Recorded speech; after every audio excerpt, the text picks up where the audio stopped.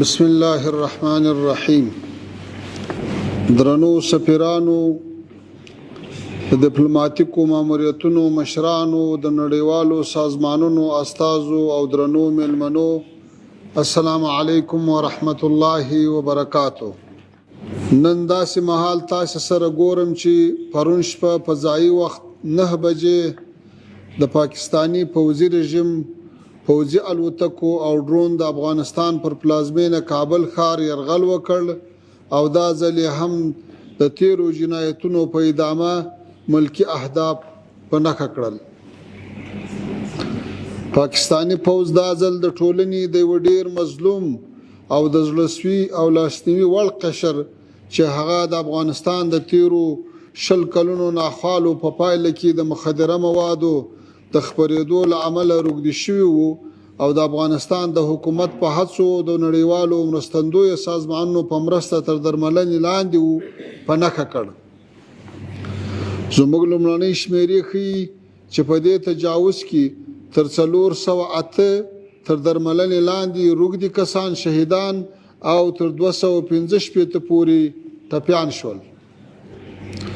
امکان شته چې دا ارقام لوړ شي. دې پیښې وښوده چې د پاکستان پوځي رژیم د جګړې هیڅ اسلامي او انساني آداب نه مراعاتوي او په بشپړې بېرحمۍ ملکي او انساني اهداف په قصدي ډول په نښه کوي. د روژې مبارکې میاشتې د وروستۍ لسیزې په وروستیو او د نیکمرغه کوچني اختر په درشل کې دا جنایت ښیي چې د پاکستان پوځي دستګاه هیڅ ډول انساني او اسلامي ارزښتونو، لارښوونو او حدودو ته درناوی نه لري. موږ یو ځل بیا وینو چې پر غزې د اسرائیلي رژیم په شان مظالم د یو مسلمان ګاونډي لخوا په پوره بېرحمۍ تکراریږي. دا د ټولو مسؤلو دولتونو، انساني ارزښتونو باندې باوري سازمانونو، د نړۍ او په ځانګړي ډول اسلامي نړۍ عامه افکارو، شخصیتونو، دینی علماو، رسنیو او ټول انسانیت وجیبه ده چې دغه غیر انساني او ظالمانه جنایت پر خلاف غږ پورته کړي او د انساني او اسلامي خواخوږۍ له مخې خپل مسؤلیت ادا کړي. درنو حاضرینو، پاکستانی پوځي رژیم یو ځل بیا داسې مهال جنایت وکړ چې د پخوانیو دوستو منځګړو دولتونو سربیره د چین ولسي جمهوریت د ستونزې د اواري په مخه هڅې پیل کړې وې. د افغانستان اسلامي امارت د چین ولسي جمهوریت له نیک نیت او رغنده هڅو د مننې ترڅنګ ورته څرګنده کړې وه چې خبرې او مذاکره هغه مهال ممکن دي چې مقابل لوری جنایت ودروي او هلته خپله اراده په عمل کې ثابته کړي.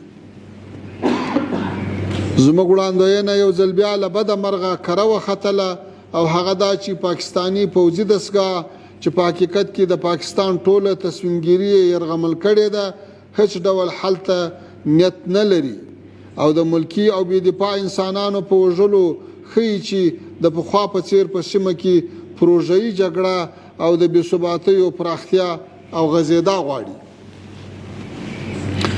دا د سیمې د ټولو هیوادونو ګډ مسؤلیت دی چې د پاکستانی پوځي دستګاه د ورته شومو عزایمو د مخنیوي په برخه کې لاس په کار شي. دا یوازې افغانستان نه دی چې نن یې پر خلاف یرغل ترسره کیږي، بلکې دا د ټولې سیمې د امنیت او ثبات د ننګولو له لارې د رامنځته شوو فرصتونو او سیمه ییزو ابتکارونو او سترو پروژو د ناکامولو ارادي هڅه ده. ټوله سیمه باید د سیمې په خلاف د دې دسیسې د مخنیوي په برخه کې د افغانستان د اسلامي امارت له برحقي او مشروع دعایې ملاتړ وکړي او اجازه ورنکړي چې د پاکستان پوځي دستګاه د ټولې سیمې برخلیک وننګوي. دا پروژه د پاکستان په ګډون د هیچا په ګټه نه ده. د پاکستان ولس هم د پاکستانی پوځي دستګاه د ظالمانه سیاستونو لومړنی قرباني دی. دغو سیاستونو د پاکستانی ولس ژوند هم له ګڼو ناخوالو سره مخ کړی او د پاکستانی حکومت مؤسسات له جدي ننګولو سره مخ کړي دي. درنو حاضرینو، موږ د فروری 22 راهیسې د پاکستاني پوځ د یرغل له څپې سره مخ یو. تیر ځل هم داسې مهال یرغل وشو چې د سعودي عربستان مملکت د منځګړیتوب په رښتینو هڅو بوخت و چې د پاکستاني پوځي دستګاه له برید سره هغه هڅې متضررې شوې. دا ځل هم د ډیپلوماتیک اواري پر خلاف دسیسه پلې شوه. دا حقیقت باید واضح کړو چې د افغانستان اسلامي امارت د ډیپلوماتیک اواري په تړاو د پاکستان پر نیت باور بایللی دی.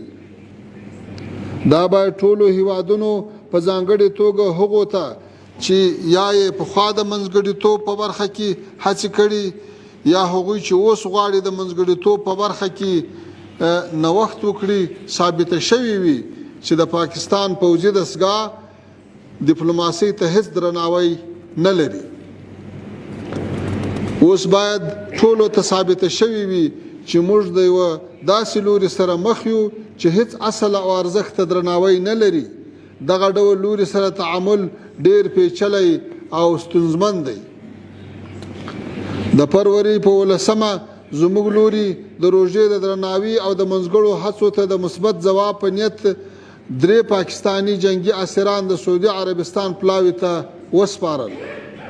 له دې سره د فروری په 22 پاکستاني ځواکونو زموږ د هوایي حرم سرغړونه وکړه او په ختیځو او جنوب ختیځو ولایتونو کې د جټ او ډرون الوتکو پر مټ بمباري وکړي.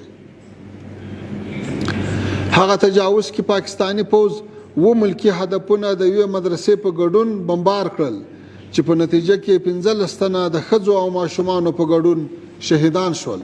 د هغو سرغړونو په دوام د پاکستان لوري د پکتیا، پکتیکا، خوست، پروان، کونړ، لغمان او کندهار کې هم سرغړونې ترسره کړې چې زموږ د امنیتي او دفاعي ځواکونو لخوا ورته په وخت متقابل او متناسب دفاعي اقدامات وشول. زموږ دفاعي اقدامات تل په ډېر احتیاط او د پوځي اهدافو په نښه کولو تمرکز درلود. هدف مو یوازې هغه مرکزونه وو چې له هغو څخه د افغانستان پر خلاف اقدامات ترسره کیږي. یو ځل بیا تکراروو چې د افغانستان اسلامي امارت وسلوال امنیتي او دفاعي ځواکونه د دفاع متقابل، متناسب او مشروع اقدامات تر هغه پورې جاري ساتي چې مقابل لوري خپلې سرغړونې ودروي او له خپلو جنایتونو لاس په سر شي. موږ د یو مسؤل دولت په توګه د هیچا د حرم نقض، د امنیت اخلال او تجاوز نه غواړو. خپل موقف مو ټولو دوستو هیوادونو په ځانګړې توګه د متحده عربي اماراتو، سعودي عربستان پاچاهۍ، قطر دولت، ترکیه جمهوریت او د چین ولسي جمهوریت ته واضح کړی دی. د پاکستان پوځ هغه توجه چې پر بنسټ پر افغانستان بریدونه کوي تر اوسه هیڅ عملی ثبوت نه دی وړاندې کړی. له تیرو 4 کلونو راهیسې پاکستاني پوځ په مقرر ډول زموږ هوایي او ځمکنی حرم نقض کړی، خو د خپل ادعا د اثبات لپاره هیڅ قانع کوونکي شواهد نه دی وړاندې کړي او هر ځل بشري جنایتونه کړي چې د تېرې شپې هغه ډېر زړه بوږنونکی او دردونکی و.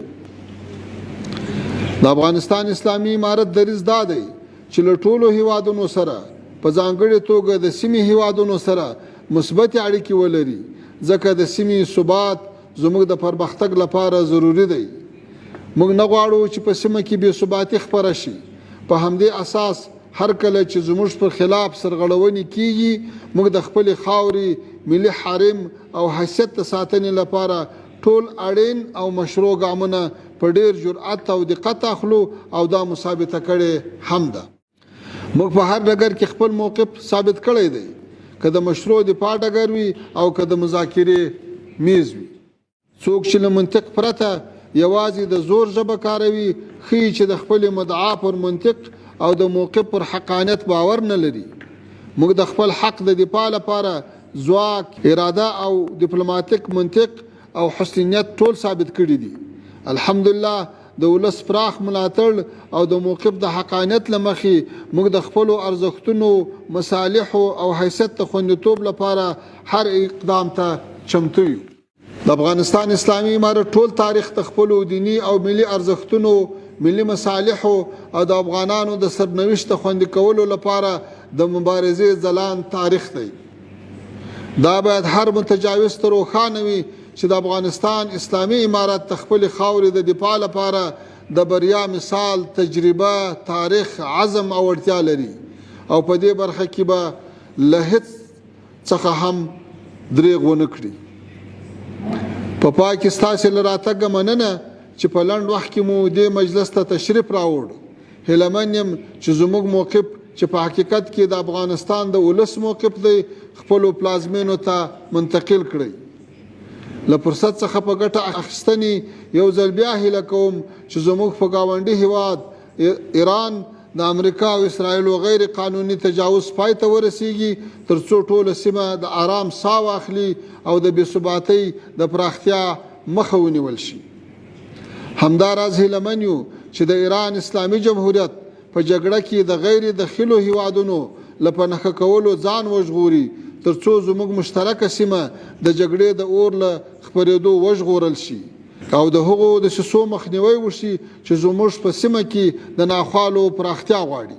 د پاکستان له وروستیو تجاوزاتو سره دا خبره هر چاته معلومه سوه چې په کوم دلیل دوی حمله کوي د هغوی دپاره دوی تر اوسه هیڅ کوم ثبوت نه ده وړاندې کړی. دوم دا ثابته سوه چې د افغانستان مسلمان او میړنی ولس که هغه په داخل د هیواد کې دي او که له هیواده بهر د مهاجرت شپې ورځې سبا کوي دا ټول په یوه دریځ په یوه موقف متحد او د خپل اسلامي نظام شاته ولاړ دي. همدارنګه په دې جنایاتو سره به د سیمې او نړۍ هیوادونو ته هم ثابته سوي چې هغه څه چې پاکستان یې کوي هغه سراسر ظلم، وحشت او بې منطقه جګړه ده چې هیڅ استدلال ورته نه لري. داسې ښکاري چې دا کومه پروژه ده. د افغانستان ټول ملت متحد ده، ټول ملت په همدې فکر کې ده چې ثبات غواړي او که جګړه پې تبل کېږي بیا په ډېره مېړانه د خپلې دفاع حق ثابتوي او له خپلې خاورې او عقیدې نه دفاع کوي.